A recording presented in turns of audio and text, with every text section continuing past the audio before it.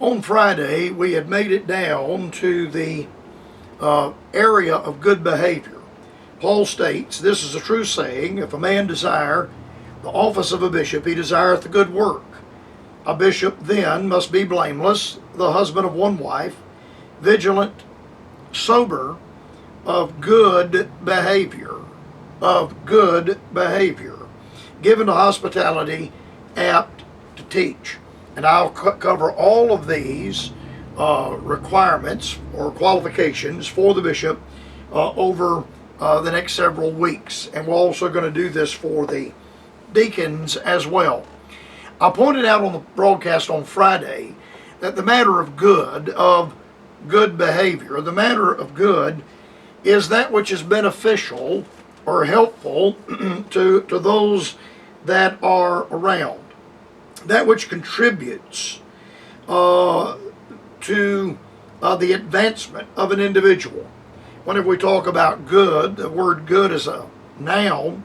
We talk about good or good welfare, or good spiritual advantage, or those things that are moral, those things that have moral qualities, as an adverb describing and the action of another one. The good would be something that is good for an individual. He is to be of good behavior. I would think that the pastor of a local church would probably be one of the individuals that I'd want my children to emulate, and I'd want my friends to emulate. And if a man is not of the moral character to desire that my family, my children, grandchildren would emulate that individual, then I don't know that they would feel this matter of good behavior.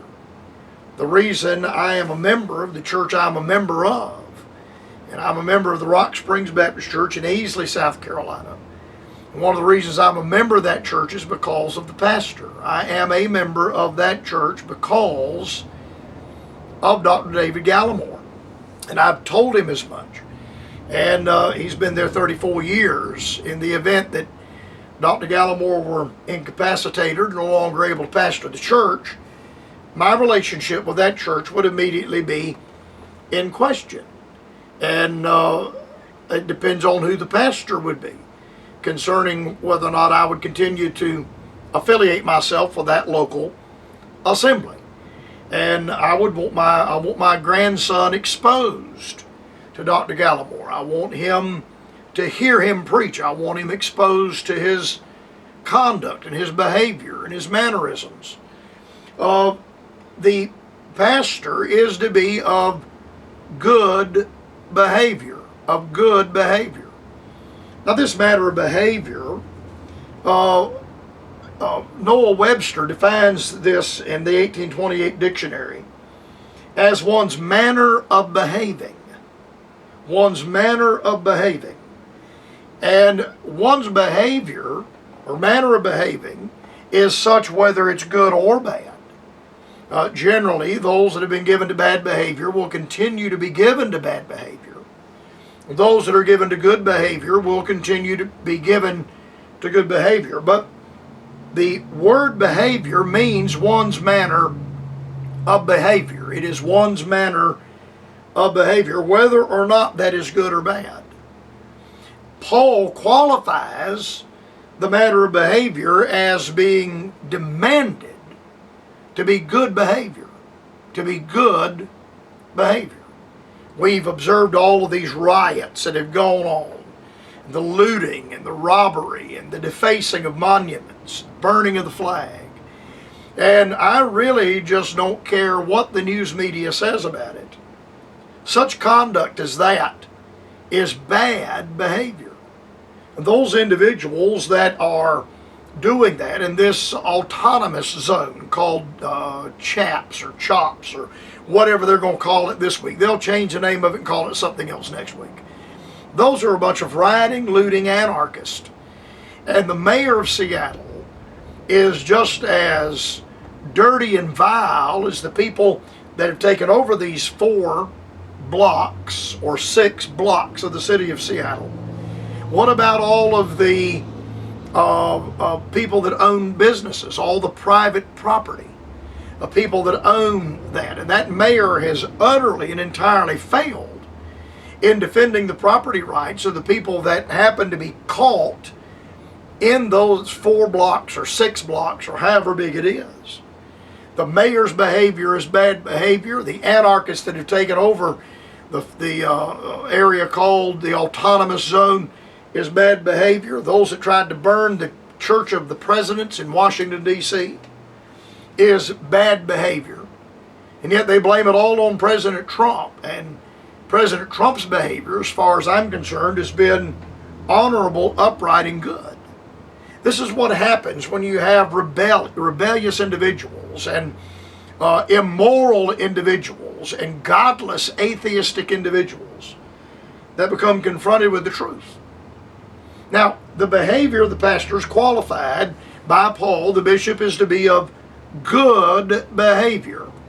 And that matter of good carries the idea of being upright, being beneficial, being helpful, that which is seasonable and correct and kind to those that are around. Again, I come back to what I said a moment ago. I would want my pastor, the pastor of the church that I'm a part of, to be of such behavior that I would want my children and grandchildren to emulate his conduct and to emulate his behavior. I have known a number of pastors through the course of my life that I wanted them to rub off on me. I wanted their behavior to rub off on me. Of course, my beloved grandfather, Dr. Seitler, and I haven't tried to copy him, but I do think there is some of Harold Seitler in me, and I wouldn't say that my preaching is unlike his. Like I said, I'm Ben Carper. I'm not Harold Seitler, and I've not tried to be a Harold Seitler. But I think it's obvious that there is some of Harold Seitler in me. I think about Dr. Jack Manley and what an influence that man has had on my life. And he's still alive in his 90s now, long since he is not pastored. But there is evidence of him in my life and on my life every day that I live. I think about Dr. Jack Manley, then Jimmy Robbins, and the influence that Dr. Robbins had on my life. And now Dr. Gallimore, and I appreciate the influence that Dr. Gallimore has had on my life, and I want him to have influence on my children and my grandson, hopefully more grandchildren that will be coming. Behavior is one's manner of behavior. Now, we could say that one's behavior, the minister is to be of good behavior, would be one's conduct. How does he conduct himself? What is his deportment? His manners or his carriage of himself. How does he carry himself? What is his method of behavior? Now, I've been around some preachers that I thought were just brawlers. I mean, they seemed to me like they wanted to pick a fight with everybody they met. And I would not say that that would be good manners or good behavior. Certainly there is a time to stand. And Paul says, having done all, stand. And there is a time when the die is cast, and when the letter will have to be laid down. I mean, this is just how it will be. There are some hills that I wouldn't die on, but there are other hills that I'm quite prepared to die on today. I'm quite prepared to die on. But even when you and I have to fight the good fight of faith, and we have to war a good warfare, we can war that good warfare with honor and dignity and manners and uprightness.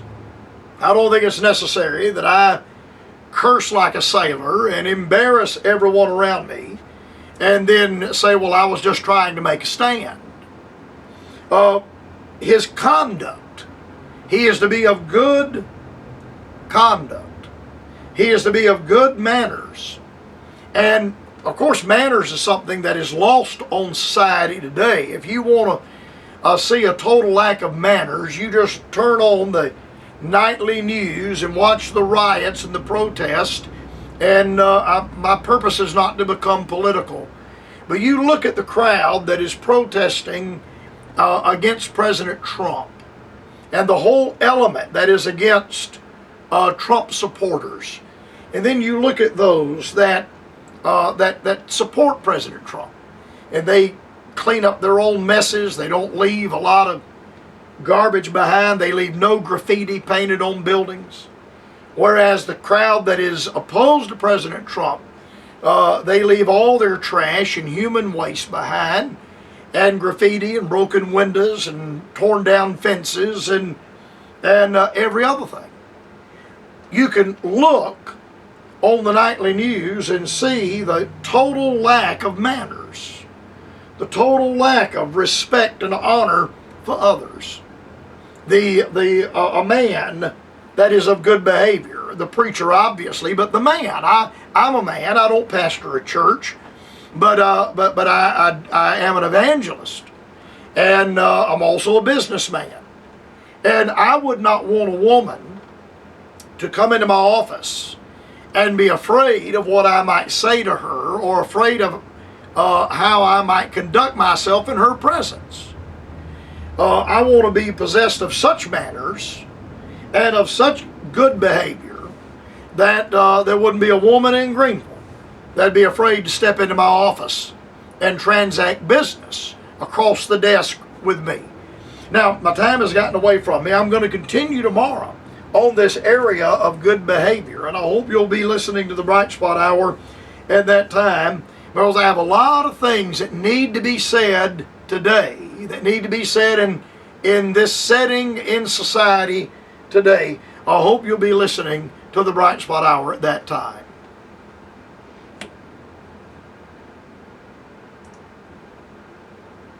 Site at thebrightspothour.com. You may write the Bright Spot Hour at Post Office Box 4, Greenville, South Carolina.